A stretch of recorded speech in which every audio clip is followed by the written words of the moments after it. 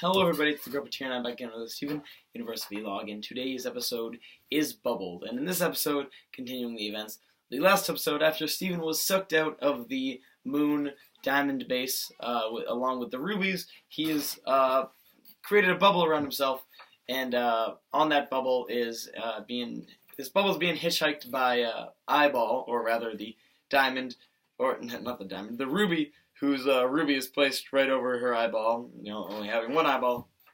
And so during this time, she sort of Mario Galaxy gravities, so she can walk around the ball and lay on it and all that sort of stuff. I'm not even going to ask how that works. There's probably some scientific reason as to why something that small has a gravitational pull. I don't care, whatever, it's a TV show. Anyway, so they're kind of grumpy at each other because, it's both of their faults why they're out in space right now floating around.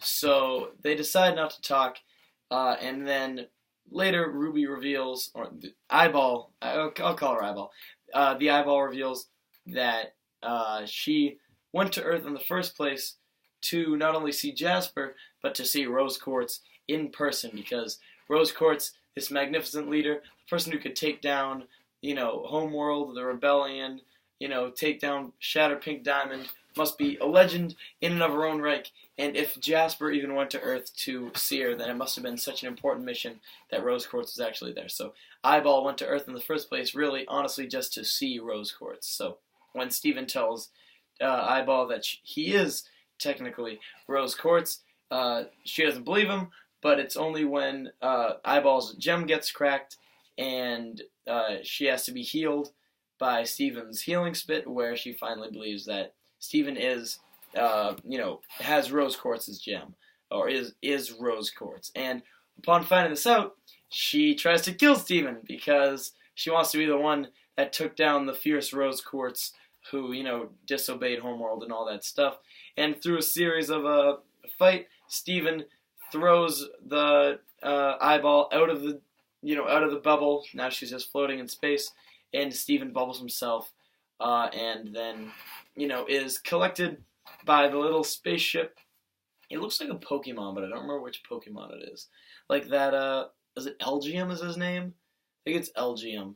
He kind of looks like a Pineco, but I see Elgium when I look at it. Anyway, Pineco is like the coolest. Pineco is such an awesome Pokemon, and nobody even knows what a Pineco is. Generation 2, Johto. Johto was super cool. He looks like a pine cone. That's it.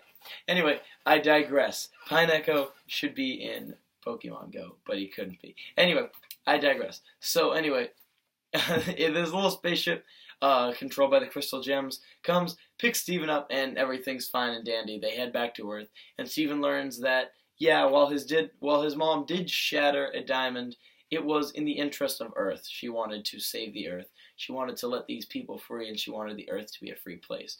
While there were sacrifices while that happened, it still wasn't out of horrible nature. It was in the best interest of others instead of herself, which is, putting others first and herself second, which is obviously a good skill for anyone to have, especially a leader like Rose. And then they head off to Earth, and, the episode fades out to that.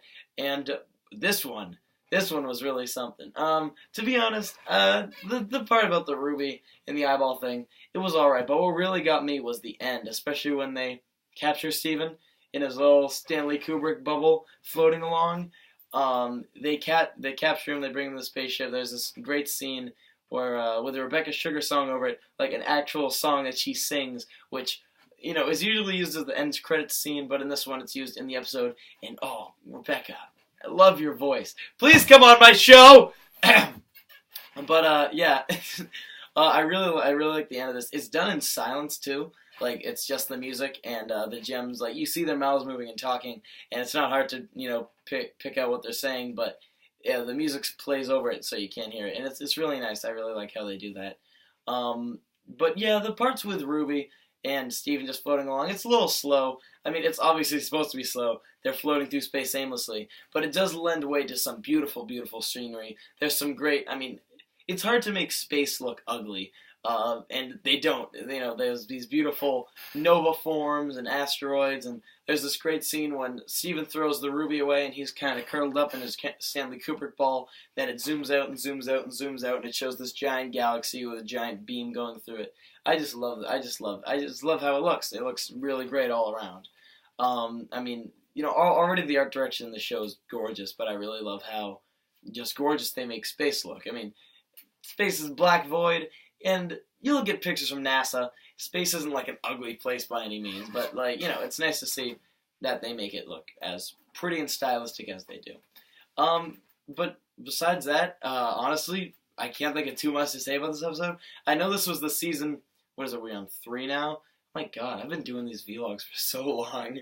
The season. I know this is the season 3 finale. I don't know. Maybe we'll have a new intro next time. But it's. I mean, that's a good way to end a pretty crazy season. I mean, legit. Like, go back and look at the episode guide for what this season was. I think this one started on like Nightmare Hospital, maybe, or somewhere around there. But legit, this one was pretty crazy if you look back and see what unfolded through here. Pretty much, all right, pretty good episode. I really love the end, and I love how they can do it all in silence. The parts with the rubies is a little bit slow. It's not really a twist per se when she starts to attack Steven, although we do see Steven have a new power in terms of that the ruby's flying away, and he uses this bubble shoot, the bubble sends out a beam and then connects it and then brings it into another one. That's nice, I guess. I mean, it's cute. And there's some really funny facial expressions from the ruby in this episode, as there are on most episodes with rubies. But honestly, besides that, not too much else to say. If you liked it, tell me. I'll see you guys later in season 4. Dun, dun, dun.